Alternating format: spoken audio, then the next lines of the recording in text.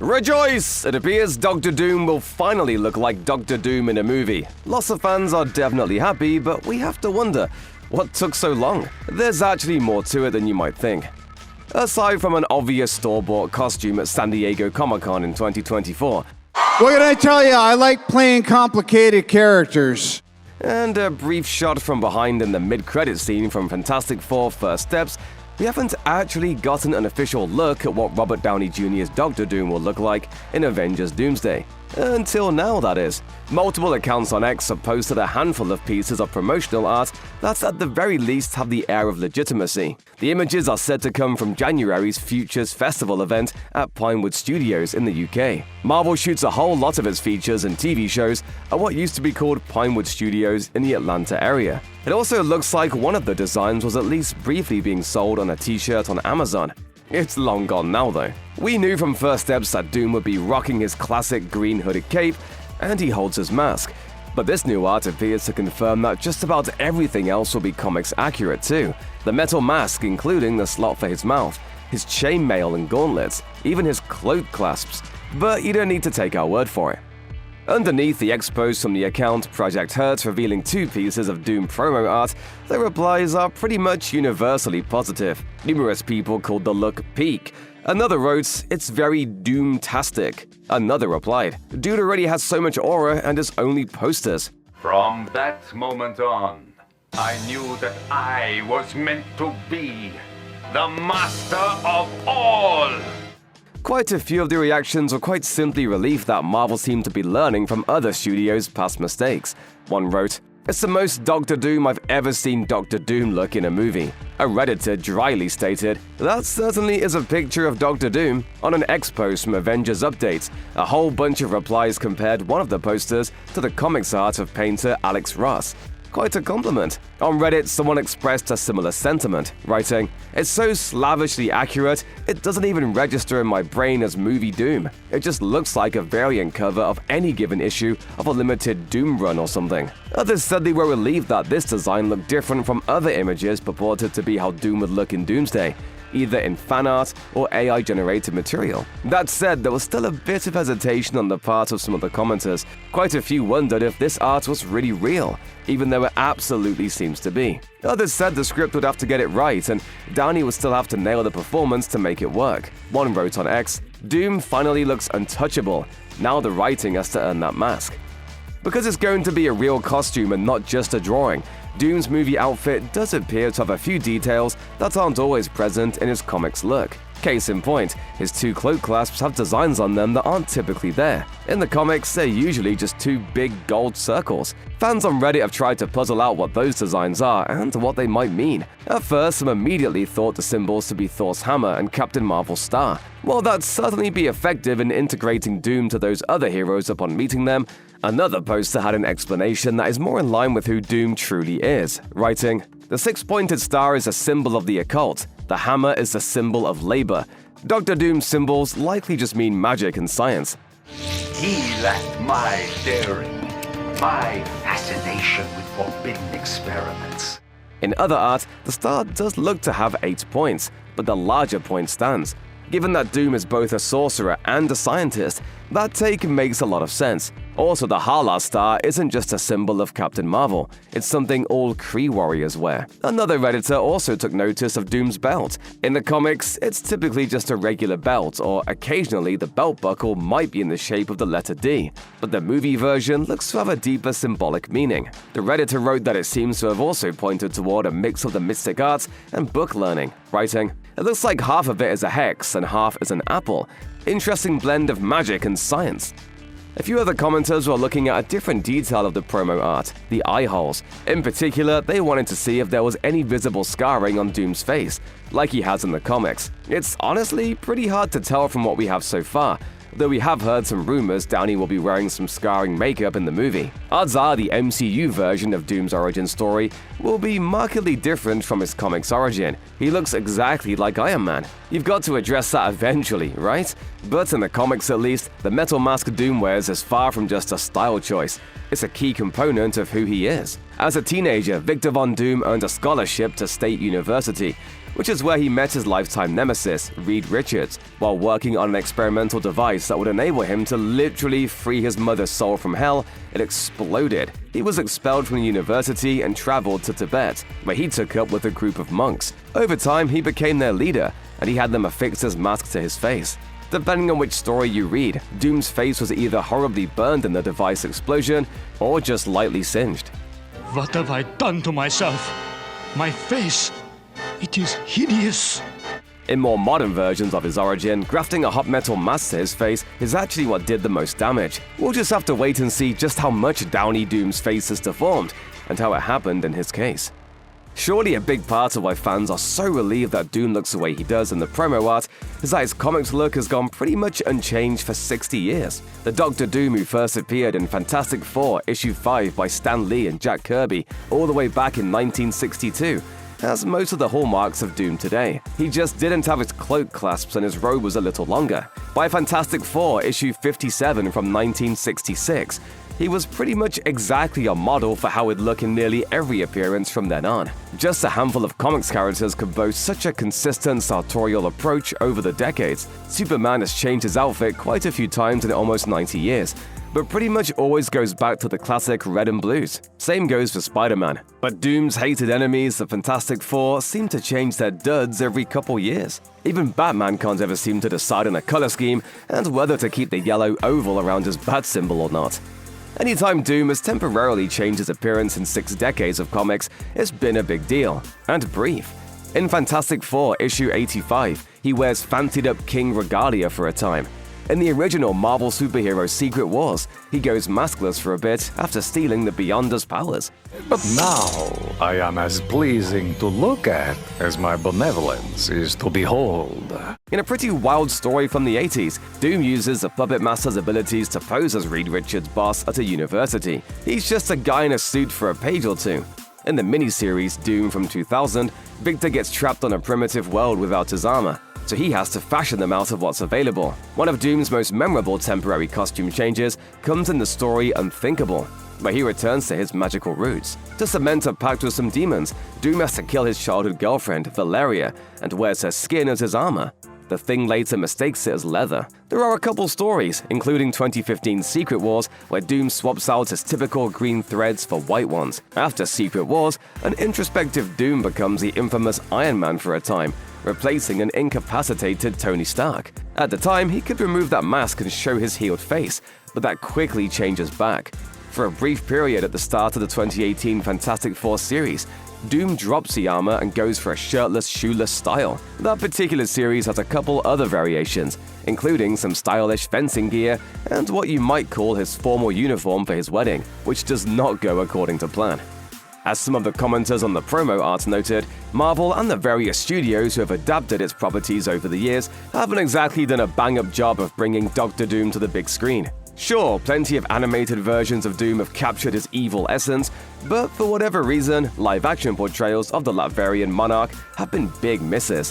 One social media commenter noted that the closest anyone ever came was in a movie pretty much no one ever saw. The 1994 Fantastic Four movie, produced by legendary B-movie maven Roger Corman, was never officially released. So unless you bought a bootleg DVD at a convention, caught it at some nerdy film festival, or dug it up on the Internet Archive, you probably missed it. This one ain't on Disney+. That movie's Doom was played by Joseph Culp, the son of the much more famous Robert Culp.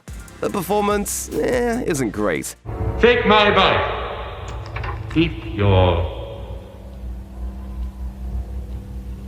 cool. Who the heck knows what's going on with that accent? And he won't stop waving his hands around. The costume is clearly striving for comics accuracy, but like everything else in the movie, it ends up looking cheap. It's clear that Culp, or whoever is actually wearing the mask, is wearing some kind of body sock underneath everything. It looks like a Halloween costume. The outfits Downey and all those other Dooms wore at Comic-Con were better made. They tried to hide the chintzy quality with lighting, that is, by mostly putting Doom in the dark, but you can tell.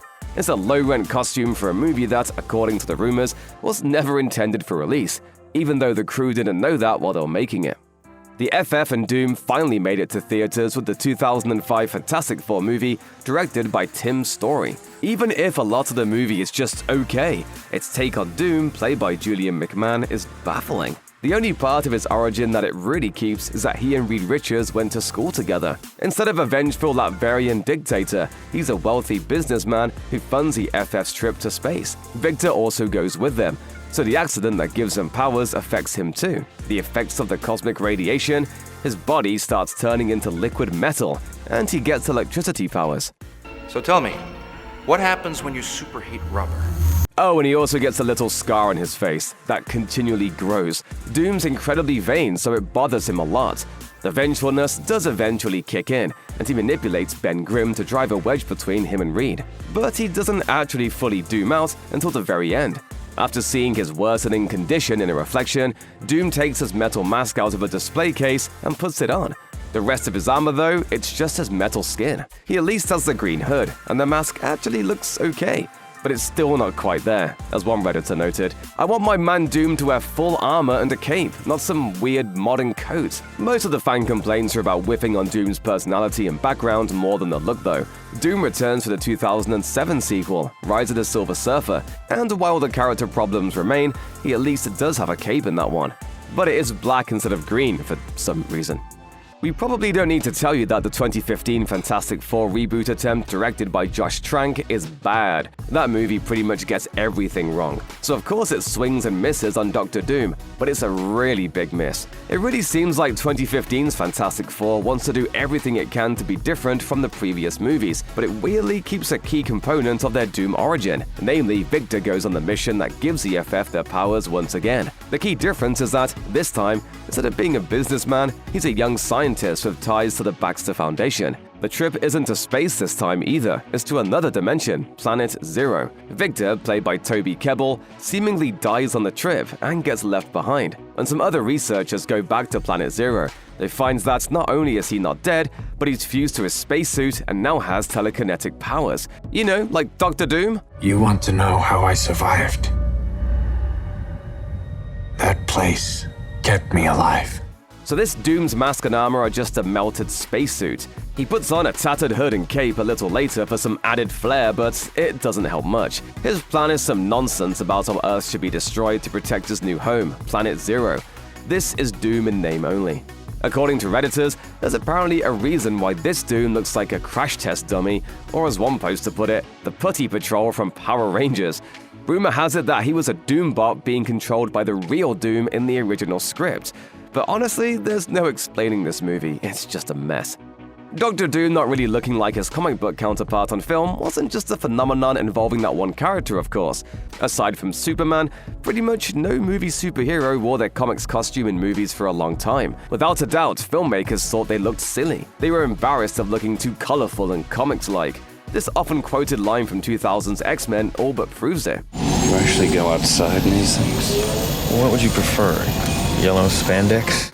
The film adaptation of Captain America from 1979 put him in a motorcycle helmet. There's no telling why someone thought that was less silly than his regular costume, but clearly they did. And let's not forget that Batman's costume from the 1989 Batman movie was absolutely not what he wore in the comics up to that point. Batman's duds had always been blue and gray up to then. Black rubber was entirely a movie invention, though later versions of the comics costume incorporated some of the movie black. The Tim Burton Batman was in every way an attempt to get away from the campy 1960s TV version of the character. From the outset, we're not going to put a guy wearing his sort of underpants over a pair of tights. We were definitely never ever going to do that look. Like we said, the X-Men dumped their traditional costumes for black leather too. That inspired a change in the team's comics look for a while.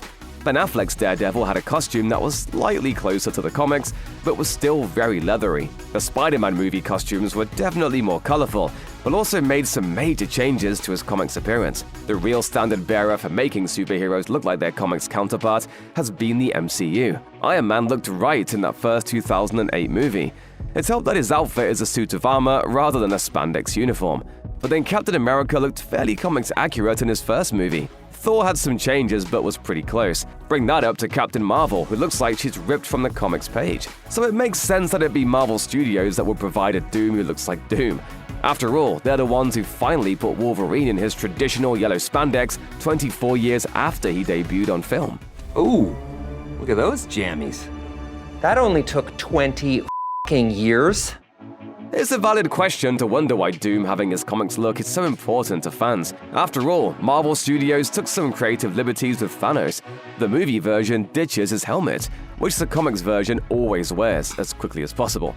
And movie Thanos is considerably taller than his comics counterpart, who isn't exactly a short king, but also isn't the giant he is in the films. And while movie Thanos wears clothes reminiscent of what's in the comics, they're clearly redesigned to be more practical looking. The truth of the matter is that Doom means more to people.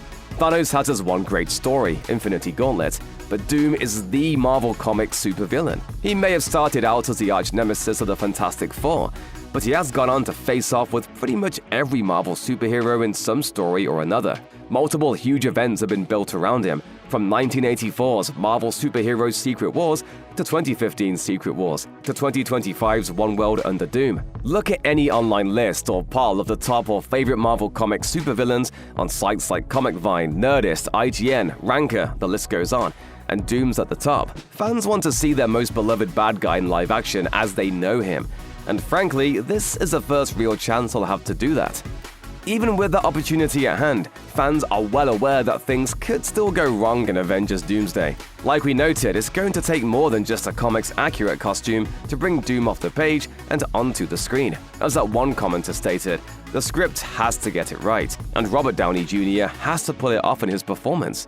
Whether Downey is capable of that has been an open question ever since his casting was announced back in the summer of 2024. Downey got a huge reaction in Hall H at Comic-Con.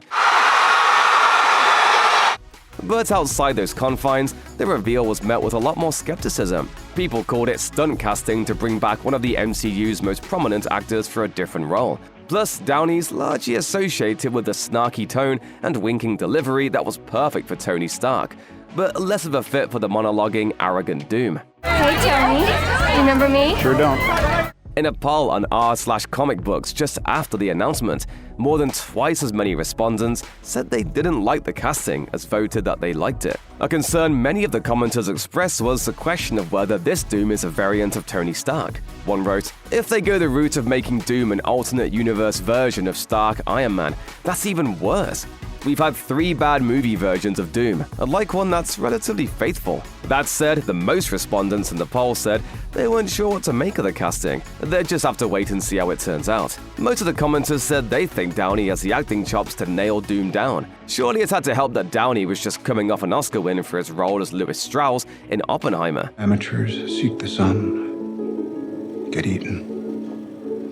Power stays in the shadows. No snark or winking there.